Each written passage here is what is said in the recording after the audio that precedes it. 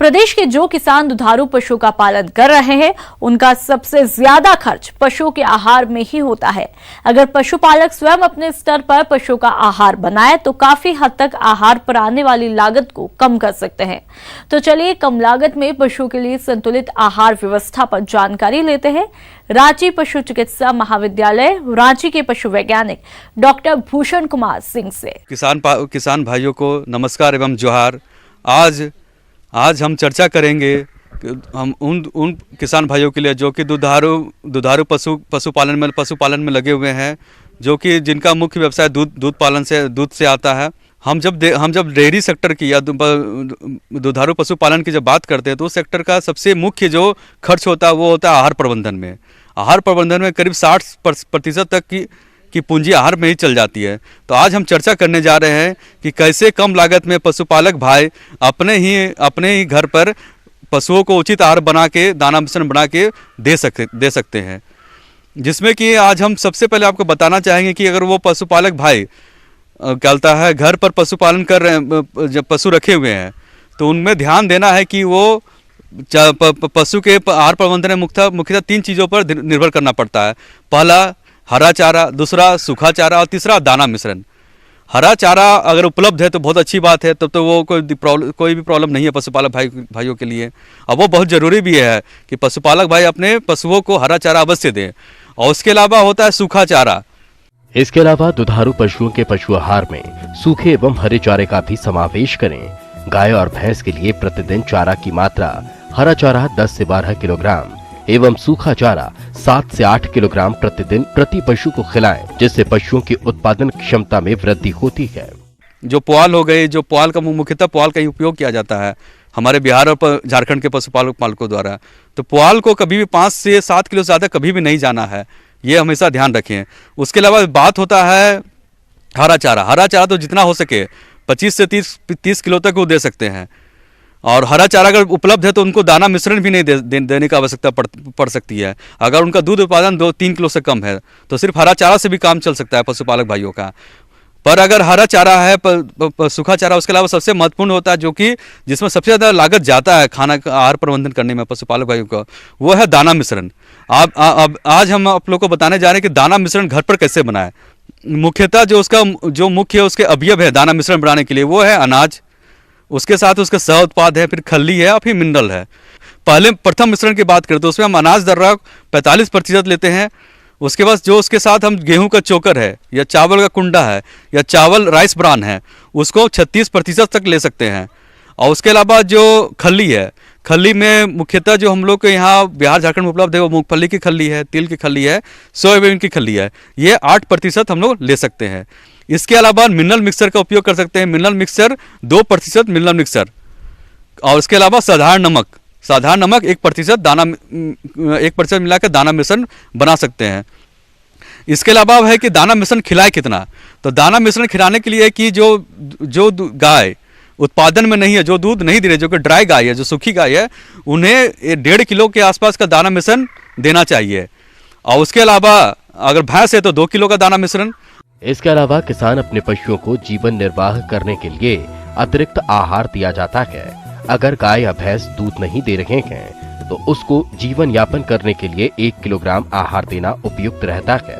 इसके अलावा किसान भाइयों, अगर आपकी गाय दूध दे रही है तो 3 लीटर दूध देने वाली गाय को आप 1 किलोग्राम दाना मिश्रण देना चाहिए। और भैंस 2.5 लीटर दूध दे रही है तो उसको भी 1 किलोग्राम आहार देना उचित रहता है। और गाय या भैंस गाभिन है तो उसको अतिरिक्त दाना देना चाहिए। अब बात होती है कि जब बाछा बाछी को किस तरह से आहार प्रबंधन करना चाहिए। जन्म के 1 से 3 दिन का जो समय होता है उस समय सिर्फ दूध देना चाहिए। दूध का जो का रिक्वायरमेंट होता है वो करीब जो हमारे यहाँ जो गाय है उसके लिए, उसके बाछा बाछी के लिए 2.5 किलो के आसपास। फिर 4 से 14 दिन के बाछियों के लिए कम से कम 3 किलो दूध देना चाहिए। फिर 15 से 30 दिन के जब हो जाए बाछा बछियाँ, तब उसे 3 किलो के आसपास दूध देना चाहिए। और जब दूसरे महीने में चल जाए, पहले महीना को पार करके दूसरे महीने में जाए, दूसरे महीने में जाए, तब वो 2.5 किलो के आसपास दूध दे सकते हैं। उसके साथ साथ काफ स्टार्टर भी शुरू कर सकते हैं 1 महीने के बाद से। और फिर काप स्टार्टर 500 ग्राम काप स्टार्टर दे सकते हैं। उसके साथ साथ हरा चारा भी दे सकते हैं 2 किलो 2.5 किलो के आसपास। और जब तीसरे महीने में आए तो हम दूध को रोक सकते हैं। दूध को रोक कर काप स्टार्टर पूरी तरह से देना चाहिए, करीब 1 किलो के आसपास काप स्टार्टर और 5 किलो के आसपास करीब हरा चारा। तो इस प्रकार से वो अपने, अगर ये दाना मिश्रण को हमारे पशुपालक भाई पूरा करेंगे अपने पशुओं के लिए, तो हमारे जितने भी पशु अवश्य स्वस्थ रहेंगे, उनका प्रजनन सुधार भी रहेगा, किसी प्रकार के प्रजनन विकार भी ना आएगी और उन दुधारू पशुओं से अधिक उत्पादन प्राप्त होगा, जिससे कि हमारे पशुपालक भाइयों को अत्यधिक आमदनी की प्राप्ति हो सकती है। और तो इसलिए हम आशा करते हैं कि हमारे पशुपालक भाई हमारे द्वारा बताए गए सभी बातों का ध्यान रखेंगे और अपने पशुओं को संतुलित आहार देंगे। कम खर्च में अपने घर पर बना के ही संतुलित आहार अपने पशुओं को हमारे पशुपालक भाई दे सकते हैं।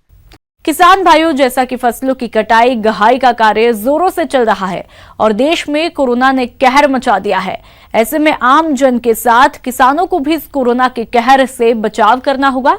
तो आप इस कोरोना से कैसे बचे, आइए जानते हैं। देखिए, पहली बात तो है कि किसानों को ध्यान में रखते हुए सरकार ने कृषि संबंधित जो भी कार्य हैं उनको लॉकडाउन से बाहर किया गया है। किसानों की जो आवश्यकता है, बीज है, खाद है, कीटनाशी दवा है, कृषि यंत्र है, ऐसे को लॉकडाउन से बाहर कर दिया गया है ताकि किसानों पर इसका कुप्रभाव ना पड़े। साथ ही साथ अभी गेहूं कटने का काम चल रहा है। उन किसान भाइयों के लिए एडवाइजरी जारी किया गया है राज्य सरकार के द्वारा कि क्रॉप कटिंग जो करें वो ज़्यादा से ज़्यादा मशीन से करें। जैसे रीपर बाइंडर जो है बहुत ही, और थ्रेशर, ये बहुत ही कामयाब यंत्र है। और एक तो ये किसानों को जल्द से जल्द क्रॉप कटिंग भी हो जाएगा और अपने अनाज को जल्द से जल्द वो जाके चाहे तो वो मार्केट में बेच भी सकते हैं। खेती किसानी से जुड़े कामों को खास छूट दी गई है। हालांकि इस दौरान सोशल डिस्टेंसिंग के मानकों का कड़ाई से पालन किया जाएगा। खेती से जुड़ी सभी गतिविधियां चालू रहेंगी। किसानों और कृषि मजदूरों को हार्वेस्टिंग से जुड़े काम करने की छूट रहेगी। कृषि उपकरणों की दुकानें, उनके मरम्मत और स्पेयर पार्ट्स की दुकानें खुली रहेंगी। खाद, बीज, कीटनाशकों के निर्माण और वितरण की गतिविधियां चालू रहेंगी। इनकी दुकानें खुली रहेंगी। सोशल डिस्टेंसिंग उसको मेंटेन करना है और जो भी अपना उसका मशीन है उसकी सफाई करनी है, साबुन से उसको धो लेना है। इस तरह से सैनिटाइजर का भी इस्तेमाल करने का निर्देश दिया गया है और अपना जो भी वो खाना वगैरह, पानी वगैरह सब अपना लेकर जाएं, अलग रखें।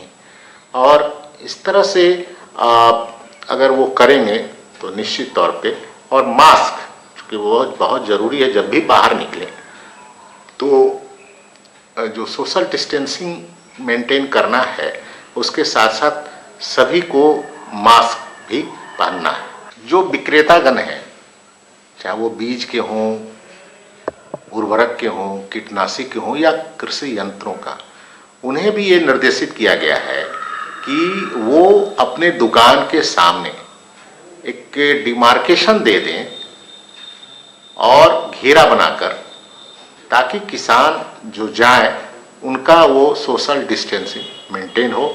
और इसका ध्यान रखने का उन्हें निर्देश दिया गया है और इसका अनुपालन भी उनके स्तर से किया जा रहा है। इस बार किसान को बीज जो है हम लोग होम डिलीवरी भी देने जा रहे हैं। अगर वैसे किसान जो होम डिलीवरी कराना चाहते हैं अपने बीजों को खरीद का, तो इसी स्थिति में उन्हें कुछ शुल्क देकर घर बैठे बीज उनको मुहैया कराया जाएगा। इसके लिए बीज लेने का, आप जैसा सभी जानते हैं कि किसान का रजिस्ट्रेशन होना जरूरी है और रजिस्टर्ड किसान विभागीय वेबसाइट पर जाके सीड के लिए जैसे ऑनलाइन अप्लाई करते हैं वो अप्लाई करेंगे और उसी में वो ऑप्शन रहेगा कि हमें होम डिलीवरी चाहिए, तो किसानों को उसके आधार पर वो संबंधित जो उस प्रखंड के डीलर होंगे उनको घर तक उस बीज को पहुंचाने की व्यवस्था करेंगे और उसके एवज में उसके लिए जो सरकार द्वारा निर्धारित पर केजी जो शुल्क होगा वो उन्हें अलग से पे करना। किसान भाइयों, रबी की अधिकांश दलहनी फसलें परिपक्व हो चुकी है और इनकी कटाई का काम चल रहा है, लेकिन अक्सर ये देखा गया है कि किसान इन फसलों की कटाई करते समय कुछ न कुछ कार्यों में चूक कर जाते हैं, जिससे उपज की क्वालिटी खराब होती है और बाजार में इसका अच्छा दाम नहीं मिलता।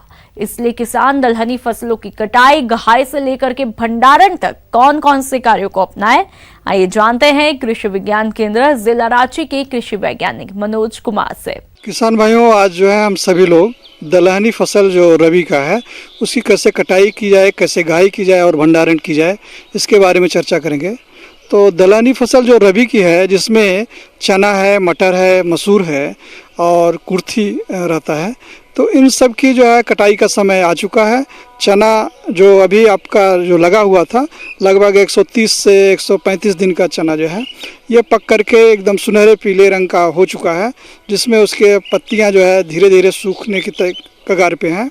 और वो जो है चना आप उसमें ज़्यादा दिन तक छोड़ेंगे खेत में तो उसमें सेटरिंग की संभावना है, छटक करके बाहर आ जाएगा। इसलिए उसको दांत से दबा करके देख लें कि उसमें लगभग 18 से लेकर के 16% के बीच में नमी हट चुका है, तो आप उसकी तैयारी करना शुरू कर दें।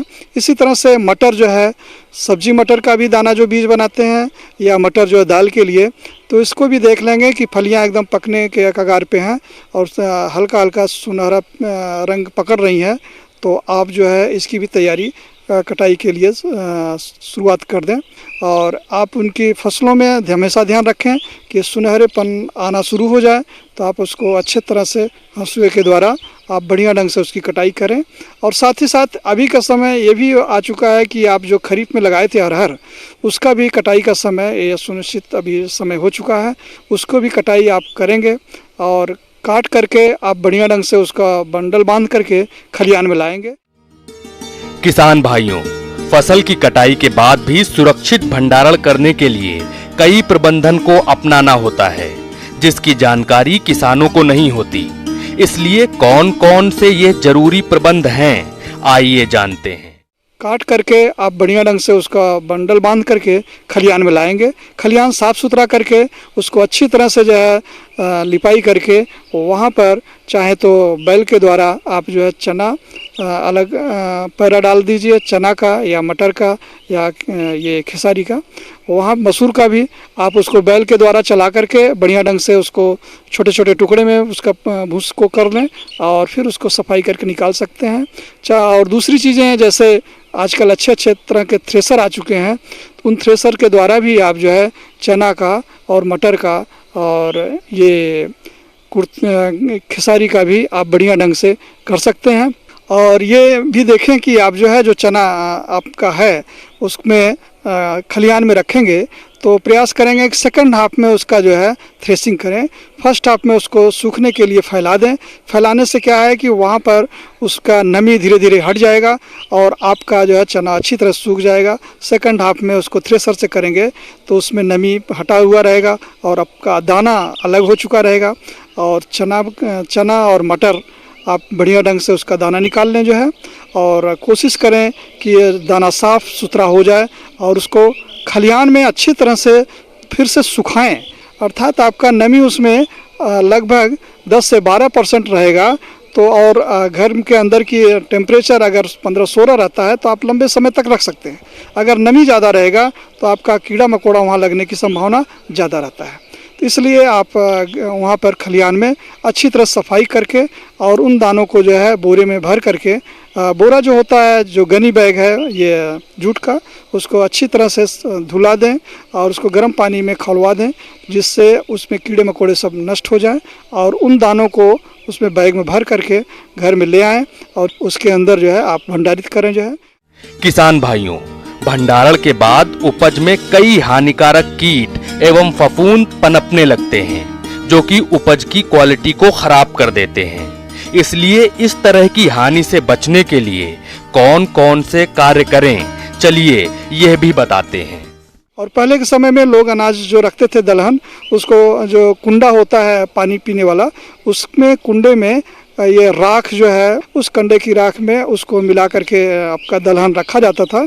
और हमेशा ध्यान रखें कि नमी वहाँ न पहुँचने पाए, ये दीवार उससे थोड़ी दूर पे रहे और नीचे की ज़मीन की फर्श जो है वहाँ पर कुछ लकड़ी का बिछा हुआ रहना चाहिए। इससे आपका दाना एकदम सुरक्षित रहेगा।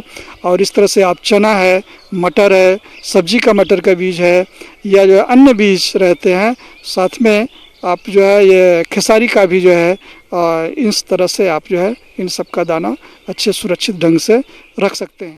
ब्रेक के बाद एक बार फिर से आप सभी दर्शकों का अन्नदाता कार्यक्रम में स्वागत है। बढ़ते हैं अगली प्रस्तुति की तरफ। अन्नदाता हेल्पलाइन निशुल्क फोन संपर्क सेवा के माध्यम से आपके द्वारा पूछे गए प्रश्नों में से एक या दो महत्वपूर्ण प्रश्नों को हम अपने कार्यक्रम में शामिल करते हैं और इसी के तहत आज का चयनित प्रश्न और उसका जवाब इस प्रकार है। निःशुल्क अन्नदाता हेल्पलाइन में आज हमने जिस प्रश्न को शामिल किया है उसे पूछा है गांव बघरा, जिला समस्तीपुर के आदेश कुमार ने। आपने भिंडी की फसल में कीट और रोगों की रोकथाम के बारे में जानकारी चाहिए है, तो इसके लिए देखिए कार्यक्रम का यह अंश।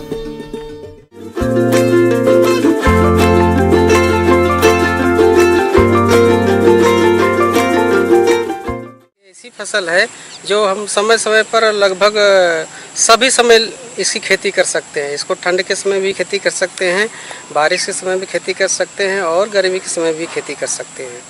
लेकिन यदि इसमें देखा जाए किसका खेती करते हैं तो इसमें कीड़े और बीमारियां बहुत ज़्यादा लग जाती हैं। यदि हम इसमें कीड़े की बात करते हैं तो कीड़े इसके जो मुख्य रूप से इसका जो लाल कीड़ा होता है, जैसिड जिसे हम कहते हैं, उससे ज़्यादा इसका नुकसान होता है। दूसरा है इसमें जो फली होता है उसमें छेद कर देता है, जिसके वजह से उसका फल का गुणवत्ता खत्म हो जाता है और बहुत फसल के ऊपर ज़्यादा प्रभाव डालता है। भिंडी फसल से अधिकतम उत्पादन प्राप्त करने के लिए हानिकारक कीट और रोग पर नियंत्रण जरूरी है। वैसे तो भिंडी फसल पर अनेक कीटों और रोगों का प्रकोप होता है, लेकिन इस समय जो कीट और रोग फसल को हानि पहुंचाते हैं, इनमें कीट में फल भेदक, रस चूसने वाले कीट, वहीं प्रमुख रोगों में पित्तशिरा, मोज़ेक वायरस, पाउडरी रोग शामिल हैं। फल भेदक, इस कीट की लटे या सूंडी भी बहुभक्षी होती है, जो कि भिंडी फसल के फूलों को खाती है तथा फलों में गोलाकार छेद कर अंदर घुस जाती है और उसके शरीर का आधा भाग बाहर रहता है। इस तरह फलों की बाजार गुणवत्ता कम हो जाती है। इसकी रोकथाम के लिए फूल आने के तुरंत बाद कार्टप हाइड्रोक्लोराइड 2 ग्राम प्रति लीटर पानी में घोलकर छिड़काव करें और याद रखें, फल पकने के बाद रसायन का छिड़काव न करें।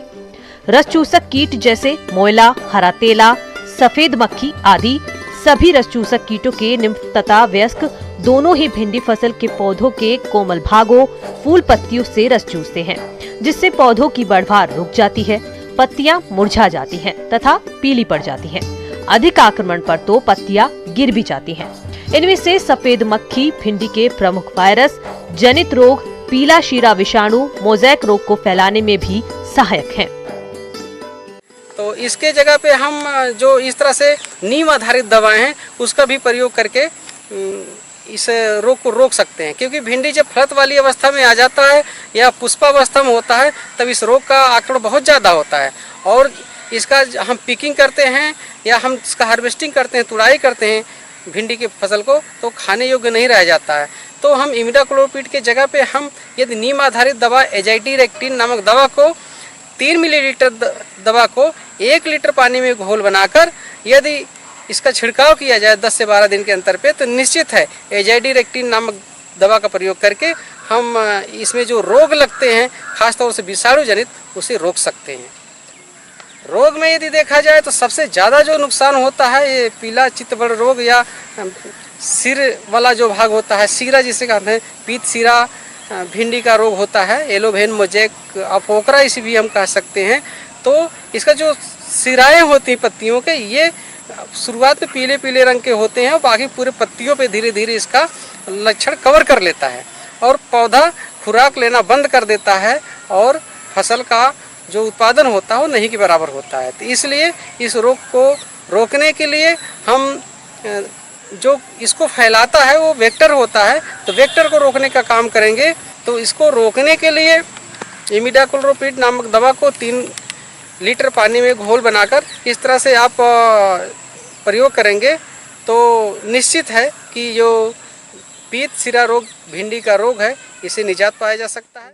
छाजिया या पाउडरी मिल्ड्रू, इस रोग के कारण भिंडी फसल में पत्तियों व तने पर सफेद चूर्णी धब्बे बन जाते हैं। अधिक आक्रमण पर तो पत्तियां पीली पड़कर झड़ जाती हैं। इस तरह पैदावार बहुत कम होती है। वातावरण में अधिक आर्द्रता होने पर रोग का प्रकोप अधिक होता है। ये बीमारी पुरानी पत्तियों पर ज्यादा होती है। इसकी रोकथाम के लिए कैराथेन 1 मिलीलीटर प्रति लीटर पानी या फिर सल्फेक्स 3 ग्राम प्रति लीटर पानी के हिसाब से 10 या 12 दिन के अंतराल पर छिड़काव करें। अब एक और रोग लग जाता है जो पत्तियों के ऊपर आप देख रहे हैं, काले काले रंग के धब्बे बन जाते हैं। इसे हम सर्कोस्पोरा लीफ स्पॉट ऑफ भिंडी कहते हैं या सर्कोस्पोरा पत्ती रोग कहते हैं भिंडी का। इसको रोकने के लिए आप कॉपर ऑक्सीक्लोराइड 3 ग्राम प्रति लीटर पानी में घोल बनाकर 8 से 10 दिन के अंतर पे 2 बार छिड़काव कर देंगे तो भिंडी में इस तरह से जो सर्कोस्पोरा लीफ स्पॉट डिजीज है वो नहीं लगेगा, या है तो खत्म हो जाएगा। अब आइए देखते हैं कल दिखाए जाने वाले कार्यक्रम की मुख्य झलकियां।